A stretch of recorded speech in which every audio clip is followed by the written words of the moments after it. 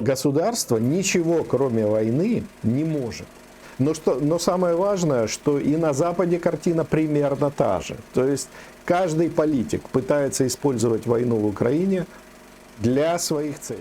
И наша власть живет исключительно за деньги, которые удается где-то одолжить на стороне.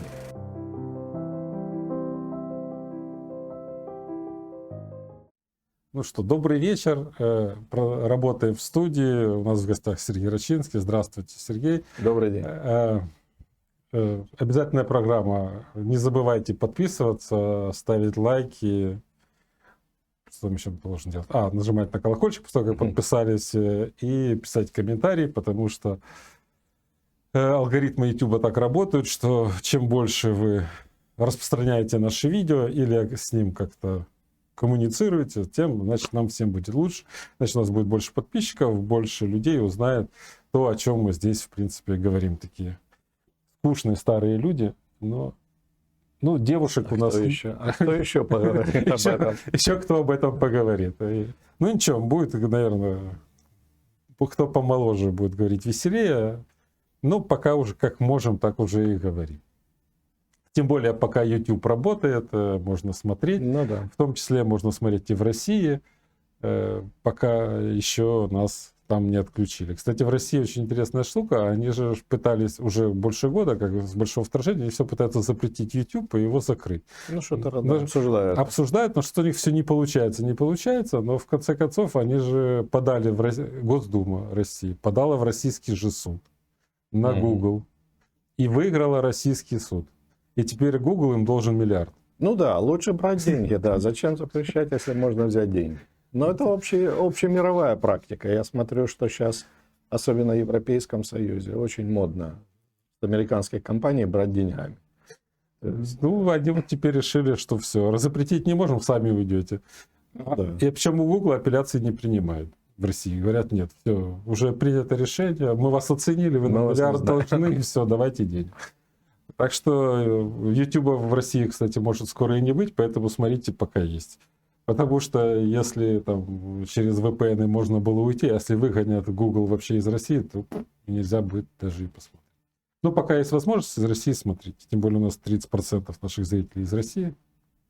Ну, хорошо, это по поводу России, а мы поговорим, наверное, что происходит у нас поближе. Поближе, да. Ну, да. задача международную панораму. Давайте про Европейский Союз теперь. Ну да, то есть, так или иначе, вот последняя неделя, она подводит нас к одной и той же мысли, что то, о чем так долго говорили большевики, сбылось.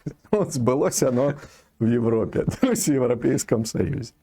Буквально вот вчера стало известно, что в ЕС принят закон о регулировании крипторынка, то есть рынка криптовалют. Это, конечно, колоссальный прорыв бюрократии. То есть об этом много разговаривали, об этом как бы спорили. Вот, американцы даже там попытались как-то вмешаться в это все под лозунгом «мы хотим защитить пользователей, мы хотим защитить компании там, от банкротства» и так далее. Потому что там, да, действительно были какие-то, значит, случаи, когда какие-то мошенники занимались всеми этими делами. Вот. Но в Европе подошли с классической бюрократической такой точки зрения. Значит, там приняли новое законодательство. Оно начнет работать буквально в ближайшее время, если не ошибаюсь, летом следующего года, потому что там какой-то будет поэтапный подход. Вот. И таким образом теперь для того, чтобы заниматься криптовалютой в Европе, нужно будет регистрироваться, то есть получать бумажку у начальства. Вот, значит, транзакции больше 1000 евро размером будут отслеживаться. И вообще так сказать, ключевым преимуществом криптовалют, анонимностью, практически будет покончено. То есть, что это означает на практике? Ну, в общем-то, люди не перестанут пользоваться криптовалютами, потому что это удобно, это, в общем, перспективно. И, в общем, этот рынок, он еще находится в очень ранней фазе развития. То есть, все еще впереди, мы еще увидим как бы размах. Вот. Но можно уже говорить о том, что европейцы сделали большой шаг к тому, чтобы монополизировать эти вещи. То есть, в значительном объеме деятельность будет контролироваться государством, она будет вестись, вся эта, так сказать, биржевая деятельность будет вестись уполномоченными компаниями. То есть, другими словами, бюрократы получат возможность получить максимальную выгоду от использования криптовалют, тогда как простой пользователь будет постоянно натыкаться на разного рода риски. То есть, потому что он так или иначе будет как бы выпадать за так называемое правовое поле, вот, которое ему постоянно сужают. Вот, то есть, безусловно, это серьезный как бы бюрократический прорыв. То есть это означает, что, строго говоря, европейских бюрократов сейчас уже практически ничего не останавливает. То есть они взялись уже серьезно за свободу, за экономическую деятельность. И если до этого пока все это прикрывалось еще какими-то там, значит, фиговыми листками, то теперь это уже как бы в открытую делается. Потому что понятно, что основной конфликт сегодня на финансовом рынке – это конфликт между старой системой центробанков и новой системой распределенных денег. То есть независимых, конкурирующих денег, которые не управляются из единого рынка, из единого центра. То есть в этом смысл как бы криптовалют. Вот, то есть эта схватка переходит как бы в критическую такую фазу, и последствия этого будут тяжелейшие, безусловно. Самое интересное, что буквально сразу появилась информация о том, что украинские финансовые какие-то регуляторы заявили, что они хотят, чтобы Украина стала чуть ли не первой страной, где эти новые нормы будут введены в действие. То есть, это просто как бы комический сюжет. Но, в общем, он вполне ложится вот в русло всего происходящего. То есть, в том курсе, так сказать, к светлому будущему, которое объявлено украинским начальством государственным, вот, где как бы вместо коммунизма теперь присоединение к ЕС. Что забавно, мне вот как человеку, который полжизни прожил при советском режиме, так сказать, при Совета, я сразу вспоминаю, была такая шутка, что почему украинская компартия пользуется в Москве таким уважением. Да потому что если в Москве начальству что-то приходит в голову, то киевские партийное начальство уже отчитывается, что это сделано. То есть они всегда шли впереди паровоза, когда дело касалось угодить начальству. Вот мы видим, как эта логика продолжается сейчас по отношению к новому начальству, которое они себе, так сказать, определили. Вот, то есть при этом, что интересно, наши отношения с Евросоюзом, я имею в виду отношения Украины с Евросоюзом, они же не становятся как бы безоблачнее. То есть наоборот, тут зреют разного рода конфликты и проблемы, которые все это время как-то удавалось, значит, спрятать, загладить, припрятать. Вот. Но сейчас, в последнее время, все это стало очень очевидным. То есть я имею в первую очередь в виду эту историю с зерном. То есть мы о ней вспоминали в прошлый раз, когда говорили о репарациях и о том, что всякая дармовщина, она вредит рынку. Вот сейчас мы видим, как это приняло уже, так сказать, довольно такой своеобразный оборот и, в общем, близкий к критическому. Когда многие европейские страны уже запрещают импорт украинского зерна. Вот, где-то удается там договориться о транзите. Но опять же, транзите куда? То есть, если оно запрещено здесь, везде, то есть куда они собираются его везти? В надежде, что его там где-то разберут по дороге? Ну, в общем, все это как бы становится уже совсем странной историей.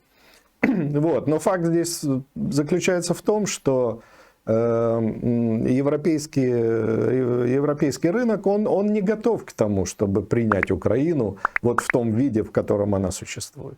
То есть это лишний раз доказывает нам простую, в общем-то, идею, что Евросоюз, каким бы он ни был бюрократическим образованием, но это все-таки классическое паразитирование на рынке. То есть Евросоюз подразумевает, что есть еще какая-то рыночная экономика, с которой можно что-то взять, то есть что-то поживиться.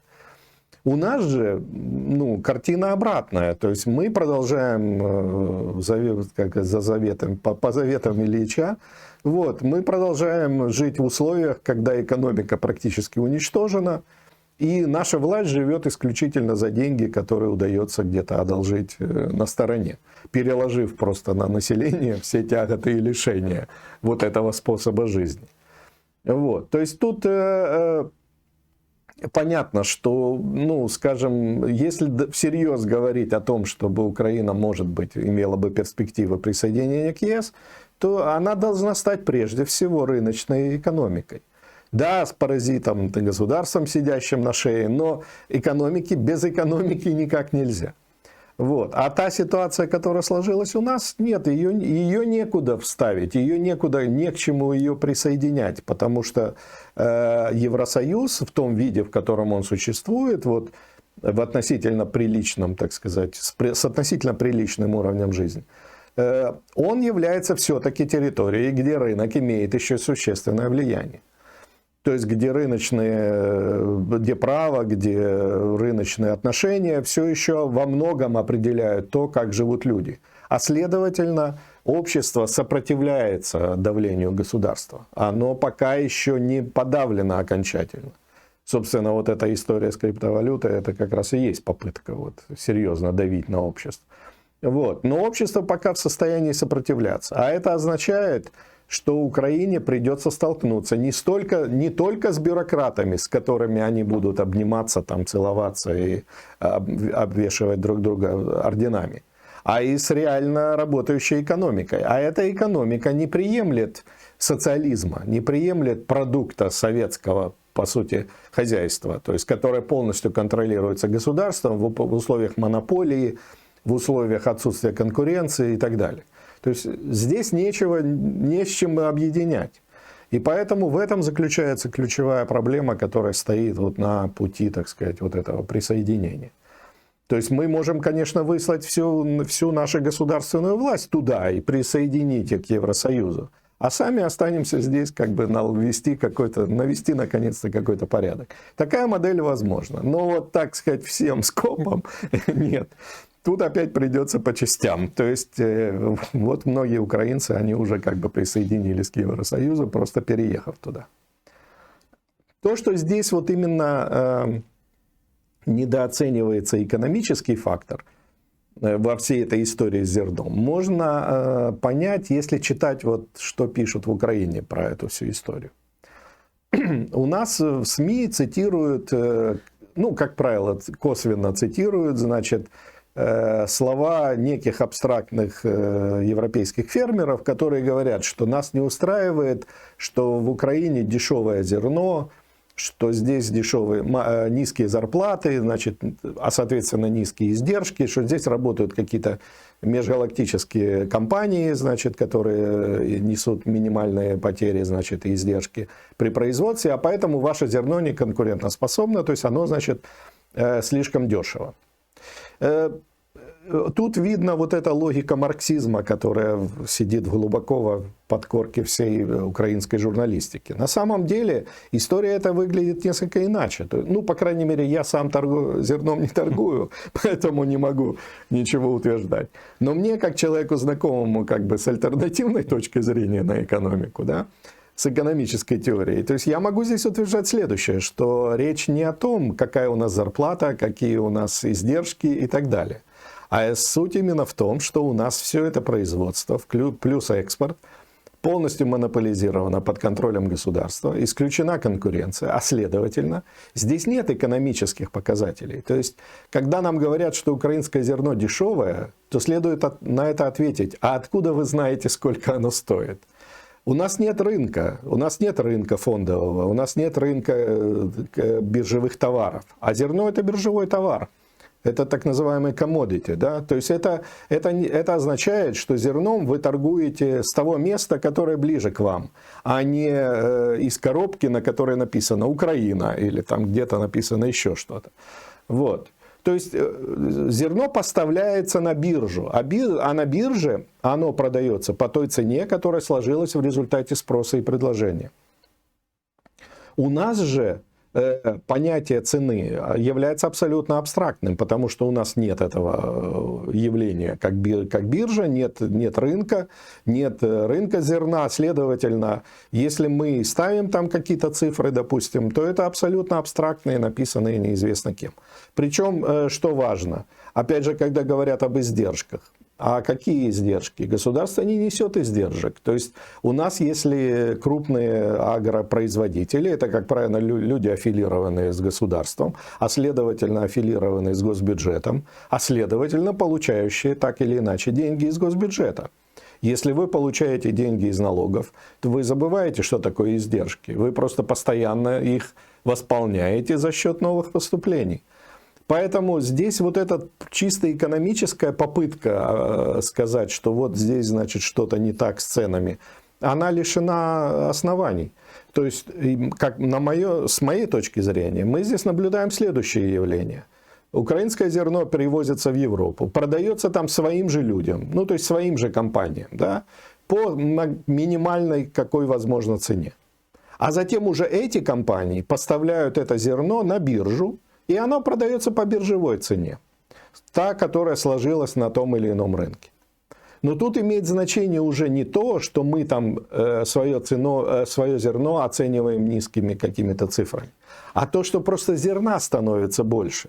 А когда зерна становится больше, то биржевая цена на него падает. Вот что имеет значение. То есть здесь не сравниваются два зерна, одно из Украины, другое из Европы. Европейское дороже, потому что там зарплаты выше. Здесь имеет значение, что просто зерна становится больше, а раз его больше, то, следовательно, цена на него падает. Все, независимо от того, какие у вас зарплаты, какие у вас издержки и так далее. Просто товар становится больше, спрос на него примерно, так сказать, сбалансирован, следовательно, цена на него начинает падать. Вот это имеет значение. Почему для украинских торговцев не имеет значения цена? Да потому что для них задача получить там настоящие деньги за рубежом и эти деньги там оставить. То есть они сюда возвращаются в минимальном объеме. В основном, то есть по сути зерно и вообще весь этот вывоз зерна из Украины, это просто банальное отмывание денег из бюджета. То есть берутся бюджетные деньги, на них выращивается зерно, зерно вывозится за рубеж, продается за ту цену, какая там получится, и эти деньги потом остаются там. Но это уже настоящие деньги. Это валюта, которую тут же делят те, кто заинтересован во всем этом процессе. И таким образом цель достигнута. И начинается следующий цикл. Вот в этом как бы и является подоплека всей этой скандальной истории. То есть если рынок на Западе именно находится в рыночных условиях, причем достаточно жесткой конкуренции, причем опять же под жестким вмешательством бюрократов европейских, которые подрывают, по сути, производство сельскохозяйственное разными льготами, там, доплатами и так далее. То есть там Европа платит буквально фермерам, чтобы они ничего не производили, то у нас эта картина совсем иная. Мы не имеем к производству здесь никакого отношения. То есть я уже когда-то вспоминал о том, что украинские производители зерна пишут челобитные в правительство, где нам взять, производители хлеба. Где нам взять зерно? Потому что, типа, у нас говорят, в газетах пишут, что у нас рекордный урожай. Так, может, его где-то можно найти? Да нет, не найдете вы этого зерна. Оно все вывезено, потому что задача этого зерна отмывать деньги из бюджета. А вы будете покупать дешевое зерно, которое удастся где-то импортировать. Причем, что интересно, импорт опять же государственное дело. То есть государство в Украине контролирует и валюту, и доступ к ней, и таможню, и так далее. То есть, следовательно, закупки все и прочие вещи тоже аффилированы с государством. То есть государство на вот этой вот, государственные чиновники, на вот этой всей истории с зерном, они просто отмывают свои деньги. Вот это становится слишком очевидным. И это бесит как бы людей, которые, в общем-то, работают. То есть стараются что-то заработать более-менее честным трудом на Западе.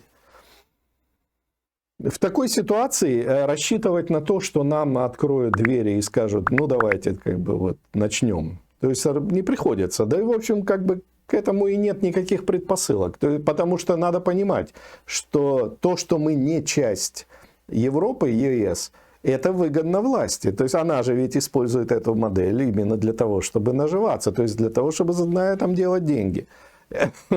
Их может заинтересовать присоединение к ЕС только в том случае, если они за это получат какие-то более серьезные плюшки, чем те, которые они получают сейчас, отмывая деньги из бюджета.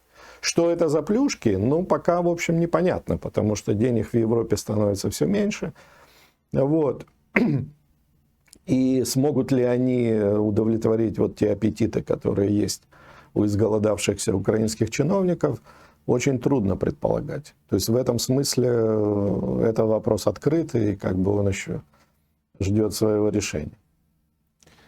Ну, изголодавшихся чиновников, которые зарабатывают на войне, тут трудно назвать. Они нормально уже себя упаковали. Ну да, они приспособились к реальным условиям абсолютно. То есть я уже тоже, как-то мы уже это обсуждали, что посмотрите на то, война очень сильно проявляет вот эту разницу по отношению между простыми, как бы, да, в кавычках, людьми, которые зарабатывают своим трудом, и чиновников, которые зарабатывают грабежом тех, кто работает. То есть война для тех и для других – это разные вещи.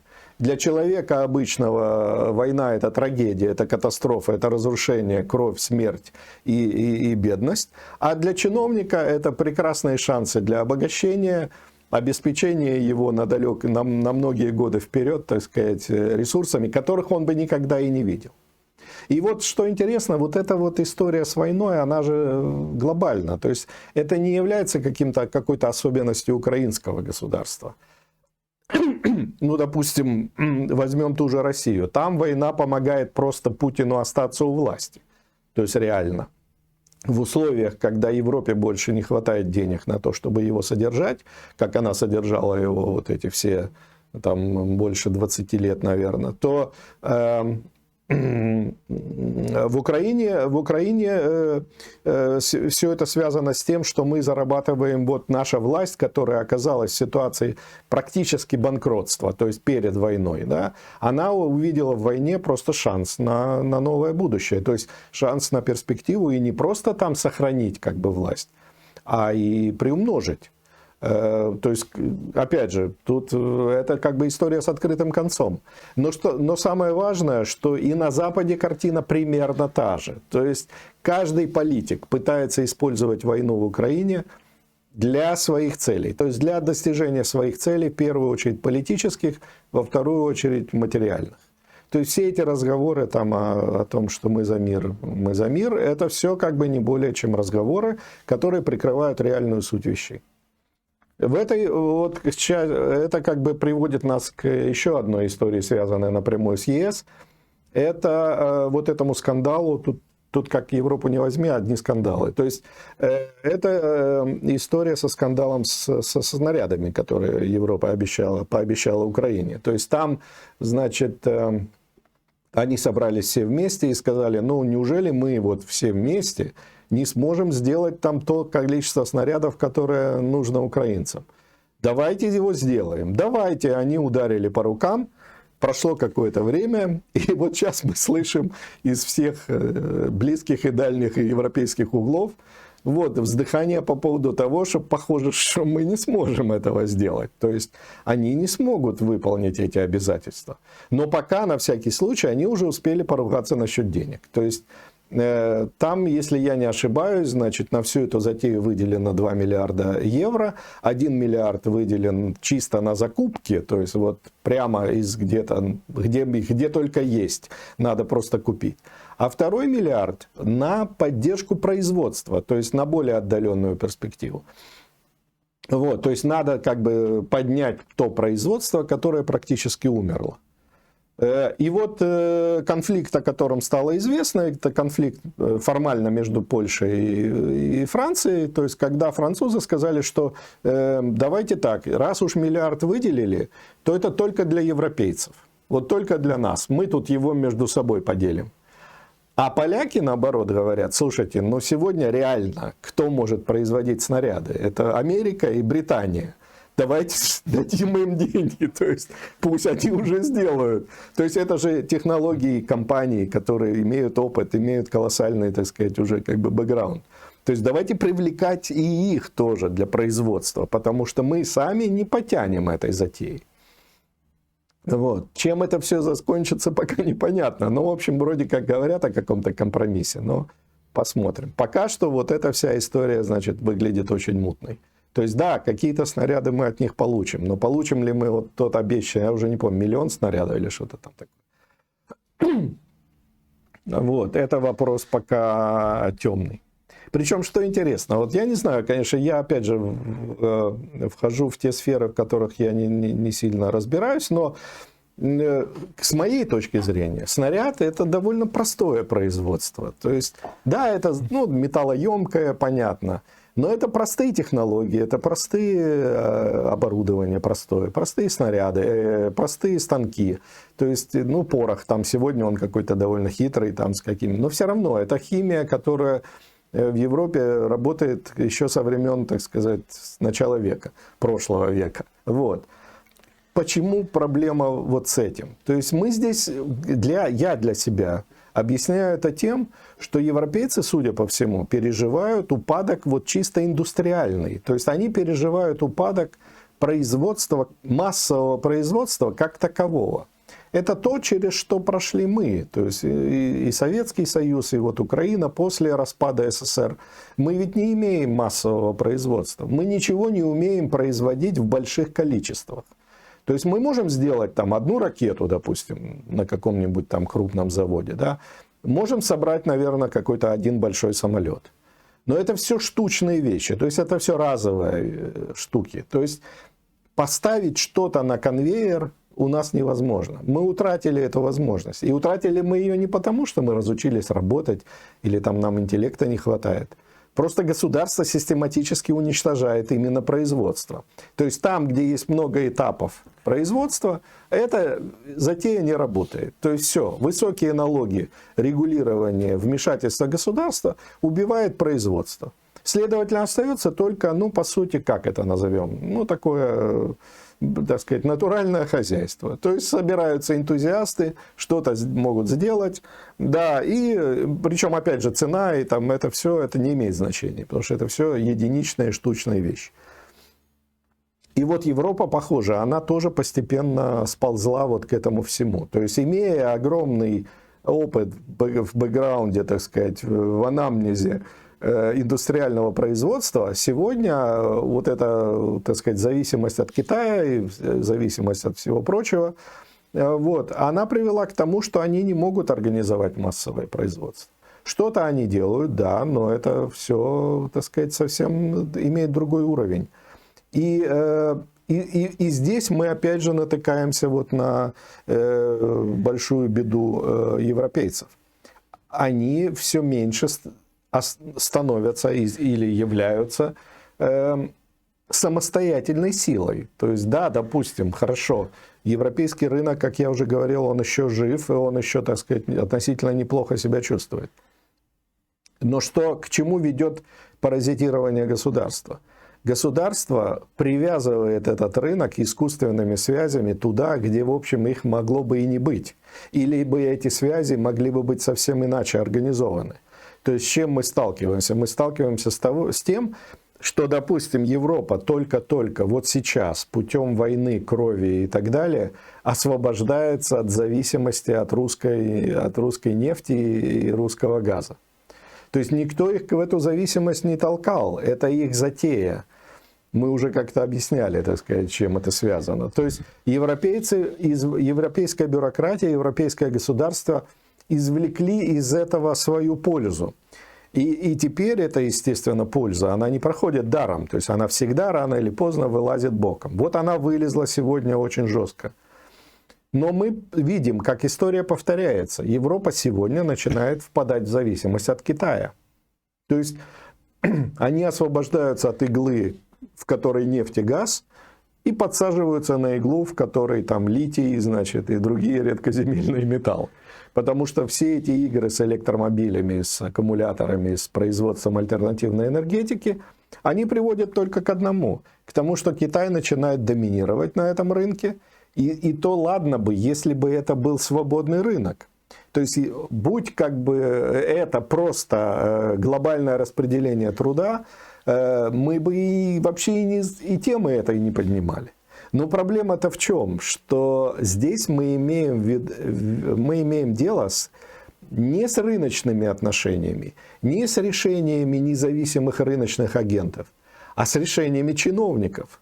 То есть они навязывают свои какие-то постановления, законы, нормы и так далее, а потом уже рынок начинает к этому приспосабливаться. И, как правило, в такой ситуации, как правильно писали как бы теоретики австрийской экономической школы, предприниматели начинают делать неверные решения. То есть вот этот malinvestment, да, то есть неверные инвестиции. Они, может быть, не инвестировали бы туда, куда теперь они инвестируют.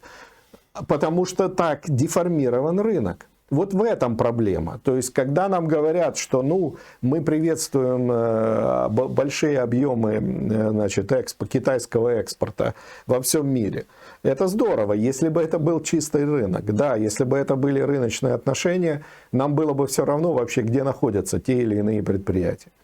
Но сейчас мы видим, что это все реакция рынка на жесточайшее искажение вот этих рыночных отношений.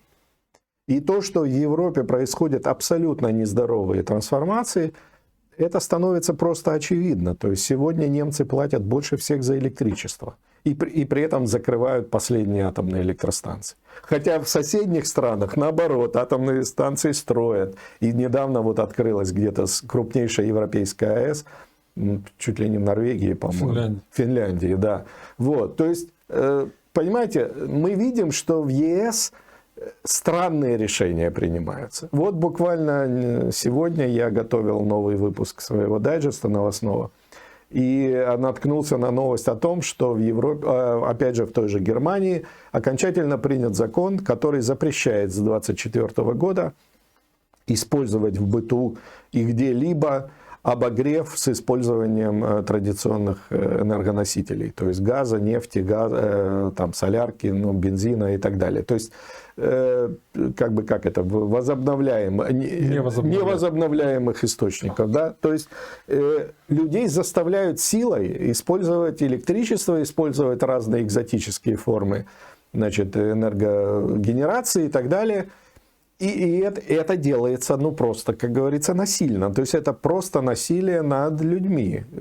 Если бы электричество, если бы альтернативная энергетика была бы выгодной, люди сами бы это использовали. Их не надо было бы заставлять, их не надо было бы им навязывать какие-то законы и так далее. Они бы сами пришли к этому решению.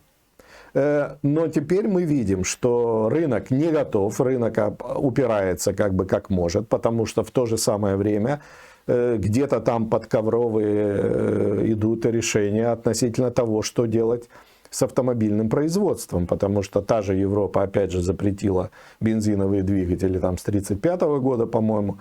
А куда девать европейскую автомобильную промышленность, на которой, собственно, и стоит вся вот мощь, так сказать, европейского рынка. Если мы сегодня посмотрим список крупнейших европейских компаний, то там впереди автомобильные производители. И если совсем недавно Volkswagen, это была компания, вывозящая в Китай огромное количество своих автомобилей, потому что все говорили, ну вот китайцы там работают, начинают богатеть, им хочется купить автомобиль. Вот Европа, значит, предлагает им автомобиль. То сейчас Volkswagen это компания, которая вывозит из Китая электромобили в Европу. То есть еще немного, и Volkswagen это будет китайский бизнес, строго говоря, в общем-то, с формальным присутствием на европейском рынке. То есть, какое будущее готовят вот евробюрократы для вот этого Европейского Союза? Это совершенно вещь, которая как бы уже становится подозрительной. И, в общем, это ведет к открытым политическим скандалам и противостоянию. Вот эта история с Макроном, который, так сказать, поклялся в верности и дружбе генсеку китайскому. То есть, что это попытка как бы играть какую-то странную игру? В то же самое время польский премьер-министр едет с визитом, значит, в США и говорит, не слушайте этого полуумного, мы типа ваши лучшие, значит, партнеры, надежные, это самое, давайте у нас военные базы, значит, организовывайте. То есть, вот этот бардак, который мы видим, он становится уже очень очевидным. И так сказать, и это говорит нам только об одном, что Европейский Союз, как и вся европейская система государств, она, в общем, доживает как бы уже практически последние какие-то свой период исторический. То есть это все должно перетрансформироваться в что-то совершенно другое. И здесь вот не хотелось бы, конечно, проводить такую аналогию, но она напрашивается сама собой. Предварительную, значит, прошлую, как бы предыдущую, вот такую перетасовку государственной системы Европа знала после Первой мировой войны. То есть Первая мировая война была эпохой, когда кровью, смертями и разрухой и имперская система трансформировалась в систему национальных государств. А сейчас, похоже, вот война, которую Путин ведет в Украине, и которая вовлекает в себя практически всех, то есть от нее уже очень мало кто может вот держаться как бы совершенно автономно. Она, похоже, становится эпохой, когда начинается перетасовка вот этих государств. То есть вот этой системы государств. То есть система национальных государств, которая существовала вот эти последние 100 лет, чуть больше там, она из себя исчерпала. То есть все, мы ведь знаем, что развивается-то на самом деле общество. Общество идет вперед, несмотря ни на войны, ни на конфликты, ни на что. А государство лишь может приспосабливаться к тому, как развивается общество. Вот похоже, что та модель национальных государств, которая была избрана в свое время, она себя исчерпала. И она уже не позволяет людям, избравшим агрессивное насилие как метод обогащения, пользоваться вот этой системой государств как инструментом. Он не работает. То есть он все время дает какие-то сбои, проколы, провалы. Он становится очень дорогим, затратным. И они уже начинают думать о том, что они не получат той выгоды, на которую они все так долго рассчитывали. В этой связи тут можно сказать только одно. Мы, конечно, не знаем, куда это все дело выйдет, то есть вывезет. Да? Мы не занимаемся прогнозированием. Мы исходим из того, что каждый человек кузнец своего счастья и в первую очередь должен думать о себе. Вот. Но тем более нас мало интересует перспектива дармоедов, которые как бы решили избрать способ грабежа в качестве способа наживы. Вот. Но, тем не менее, это касается очень многих и нашего образа жизни, и, так сказать, и того, что нас ждет. И в этой связи, опять же, возвращаясь к нам домой, в Украину, нельзя не сказать, что вот, совершенно комически выглядят потуги украинской власти создавать в Украине вот то самое национальное государство сейчас, когда во всем мире эта система уже валится. То есть, ведь что хочет украинское государство? Оно, государственное начальство, оно видит свои возможности в том, что устоять и удержаться у власти, чтобы превратить Украину в национальное государство. Государство с нацией украинцев. То есть отсюда вся эта история с языком, отсюда вся эта история, значит, с аннулированием всех проявлений вражеских видов культур там и так далее. Попытка, так сказать, вот вовсю воспитывать нового человека, нового украинца, который будет предан государству. Ведь это все идеи, которые уже давно во всем мире реализованы, отработаны и уже, похоже, они откладываются на свалку. То есть они уже продемонстрировали свою бесперспективность. Национальное государство перестало работать, мы это видим. И любые комбинации из них, они уже как бы не дают того эффекта, на который рассчитывали те, кто это все затеял. Ведь это не люди создают государство. Имеется в виду люди, занимающиеся экономической деятельностью, а люди, которые хотят паразитировать на экономической деятельности. Так вот, они уже из национального государства не получают ту отдачу, на которую они рассчитывали.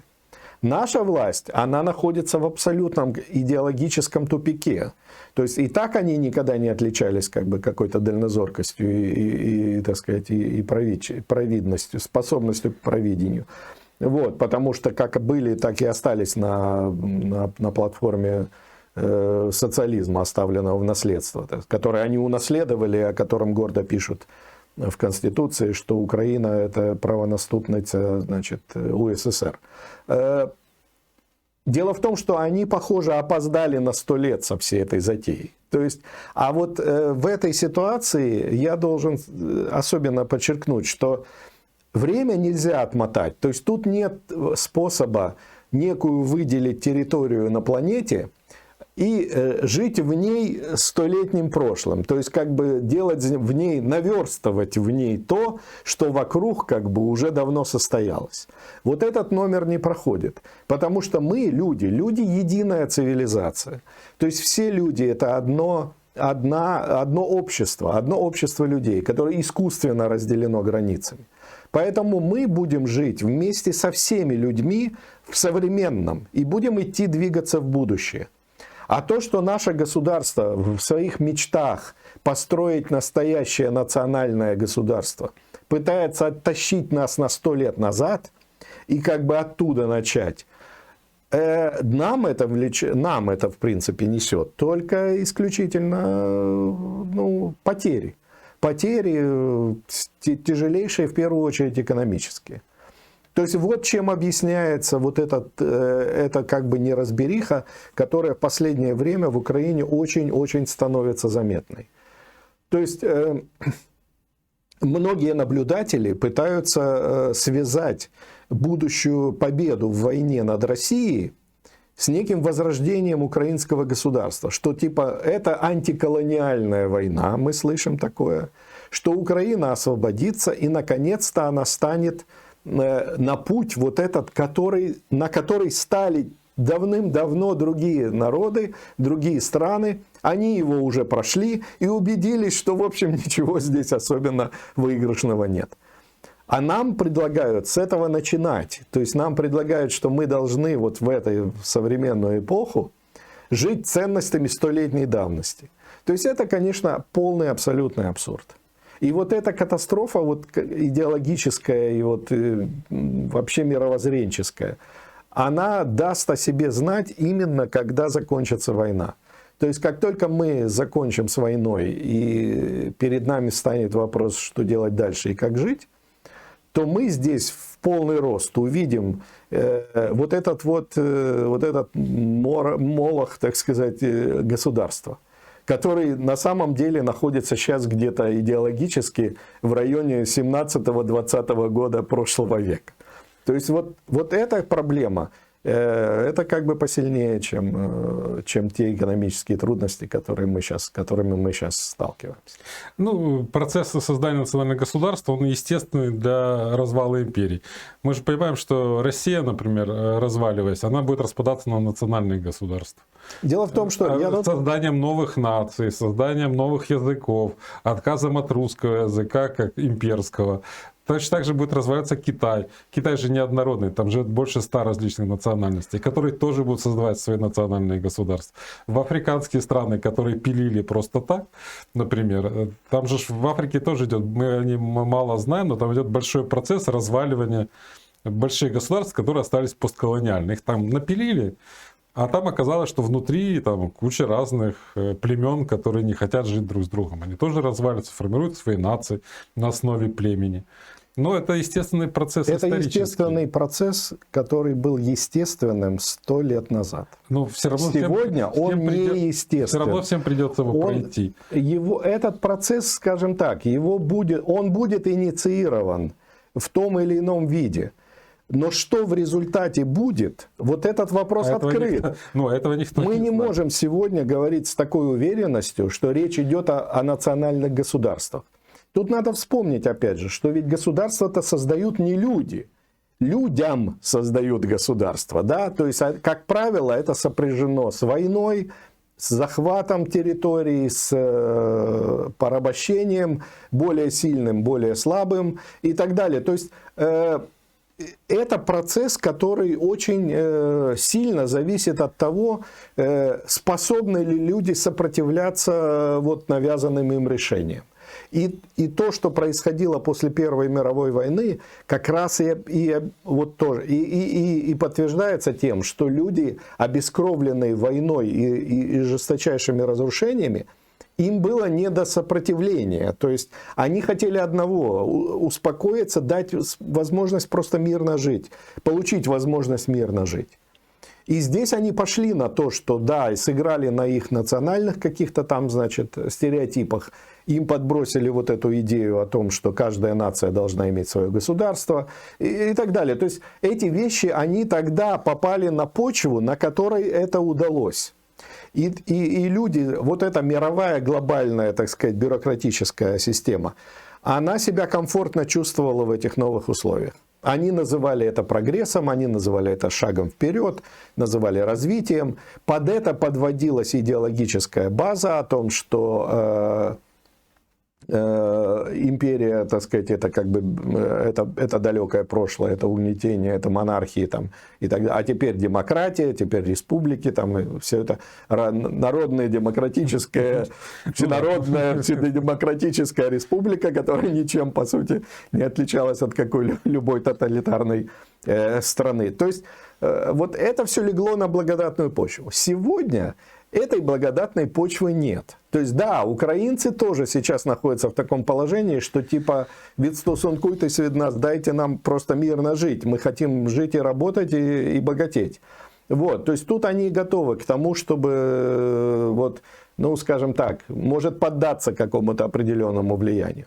Но факт тот, что огромное количество людей просто собирает вещи и уезжает, означает, что вот просто запереть нас здесь и сказать: ребята, мы вам тут будем сейчас делать национальное государство, этот номер не пройдет. То есть это можно было бы сделать там в каком-нибудь 2020 году, но если мы вспомним, то тогда вот этим всем авантюристам, которые затевали тогда проекты вот украинского государства, им даже в голову не приходило опираться на людей именно. Они все искали покровительство у соседей. То есть то в Германии, то еще где-то. То есть сегодня власть не сможет вот навязать людям вот так просто эти все вещи. То же самое будет происходить где угодно. То есть общество прошло этот этап. Оно прошло этот этап развития. И сегодня люди находятся гораздо ближе к состоянию, когда они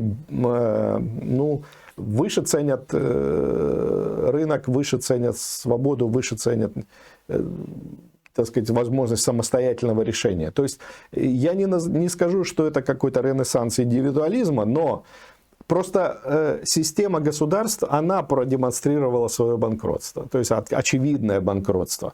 Где-то идеологическое, где-то просто экономическое, где-то всякое. То есть вот военное, например, банкротство мы видим очень четко. То есть нам же в голову вбивали все эти десятилетия, что защитить вас и мир обеспечить может только мощное государство. Ну вот мощное государство. Где вы? Никто ничего не может обеспечить. Опять люди берутся за свои деньги, за свои, так сказать, берут свои вещи, собираются и идут воевать. То есть никакое государство здесь ничем помочь не может. То есть вот это уже банкротство очевидно.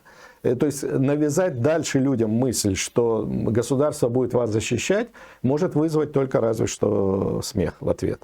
И вот многие другие вещи, и экономика, и, так сказать, вот сейчас я думаю, уже недолго осталось ждать, когда идею со всем этим климатическим, вот этой борьбой за климат, ее уже начнут потихоньку высмеивать. То есть вот этот период запугивания, он, по-моему, уже прошел. То есть я помню, это был какие-то начало 2000-х, то есть когда обещали, что там через 5 лет Арктика растает, значит, мировой океан поднимется до такого уровня, что не будет тут вообще половины Европы и так далее. И это говорили, ну это все, это научные данные, тут нет сомнений. То сейчас любая попытка заикнуться о том, что там вот что-то это уже будет вызывать просто хохот в ответ. То есть и чем дальше, тем больше. То есть в этом смысле я думаю, что хотелось бы верить, что дело обойдется только вот той войной, которую мы сейчас переживаем. Очень не хочется опять что-нибудь вроде Первой мировой. То есть, когда это была действительно война с миллионами жертв и тотальными разрушениями. А в принципе, государственная власть может на это рискнуть. То есть они могут на это пойти, потому что им терять нечего, а альтернативы у них нет. Они не хотят расставаться со своим образом жизни. Они не хотят отказываться от тех возможностей, которые дает им государство. То есть во что как бы это выльется в конечном итоге, мы сейчас можем только предполагать. Но и даже, в общем, и предполагать очень трудно, потому что вот война уже, как бы, война есть, уже во нее вовлечены миллионы людей. Но мы все равно говорим, что мы не знаем, чем это кончится. То есть, да, мы верим в победу, мы хотим победить, я уверен, мы победим. Но ведь это только начало как бы перемен. То есть, куда и как они будут идти, это вопрос все еще открытый. И не факт, что война закончится в этом месте. Конечно. Но если учесть, что война идет с 1904 года постоянная, то кто сказал, что она не переместится просто куда-нибудь в другое место. Да, да. И с большим количеством жертв, разрушений. Но тут, опять же, просто позволю себе напомнить еще раз. Государство, мы говорим государство, но понимаем, что это люди, которые используют государство как инструмент обогащения. То есть государство не имеет других инструментов, кроме войны. То есть вот если люди решают проблемы экономическими методами, которые не подразумевают войны вообще, люди исключили войну уже очень давно из ассортимента своего инструментария, то государство ничего, кроме войны, не может. Поэтому мы должны понимать, что если дело пойдет, как бы вот, пойдет такой оборот, что государственная мировая система начнет какую-то затею, реализовать затею какой-то трансформации глобальной, то это обязательно будет иметь форму, ту или иную форму военных каких-то действий. Ну и опять же, у большинства людей, которые причисляют себя к государству, у них в голове химеры геополитики, мальтузианства и прочие херни, которые забиты эти головы этим всем дерьмом, и уничтожить там пару миллионов человек, когда ты сидишь в теплом месте где-нибудь в Швейцарии, да, да. Ну или в бункере где-нибудь под Уралом, оно ж, ну подумаешь. Это просто неприятности временные, да. Это временные неприятности. Смерть одного человека — это трагедия, а нескольких миллионов — это просто статистика. Да, да. Да. Вот как бы мы пока с этим совсем живем. То есть это часть нашей реальности, с которой нам надо иметь дело. Ну, на этом будем заканчивать. Может быть, у нас финал получился не такой оптимистичный, как начало, но это реальность, в которой мы живем. Поэтому спасибо большое, Сергей. Спасибо, кто нас досмотрел до этого места. Кто не досмотрел, досмотрите. А раз вы видите эти слова, значит, тоже точно досмотрели. По крайней мере, пролистали на ускоренной досмотрели. Поэтому не забывайте ставить лайки, дизлайки, писать комментарии. Пишите, что вы думаете на этом. Да. Может, какие-то вопросы у кого-то будут. Да, пишите вопросы, и мы на них в следующий раз ответим. Все, всем спасибо и до встречи в следующий Спасибо, раз. всего хорошего, пока.